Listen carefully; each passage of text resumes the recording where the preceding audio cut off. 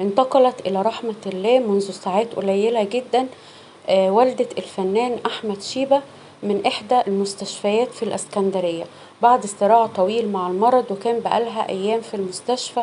وكان أحمد شيبة في الأيام اللي عدت دايما ينزل على صفحته ادعوا لأمي، أمي حالتها حرجة، ادعوا لها بالشفاء.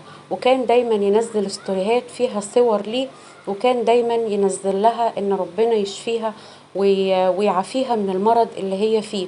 وفي الفترة الأخيرة من كام يوم نزل لها صورة وهي على سجادة الصلاة، وطلب من كل الناس اللي بتحبه إن هم يدعوا لأمه، وقال كده بالحرف الواحد: أمي بين أيادي الله وحالتها حرجة جدا، بتمنى منكم إن انتوا تدعوا لها ربنا يشفيها وتقوم بالسلامة، لأني لو جرالها حاجة ما أقدرش أعيش من غيرها.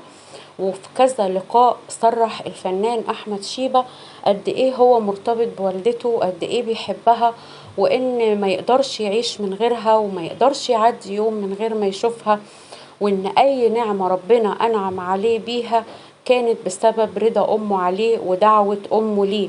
وكتير قوي كان يقول تعبت معانا وشقيت علينا، وكان بيتكلم عن أمه بمنتهى الحب والوفاء اللي في الدنيا. وكانت الست دي بتطلع مع حفيدها ابن أحمد شيبة في فيديوهات كده يهزر معاها وتهزر معاه. كانت ست طيبة وحبوبة، وكانت الناس كلها بتحبها لأنها زي ما بنقول كده ست طيبة من بتوع زمان على فطرتها وعلى طبيعتها. بيقال إنها تشيع الجنازة بكرة من أحد مساجد الإسكندرية، وده مش أكيد، محدش أكد على الخبر.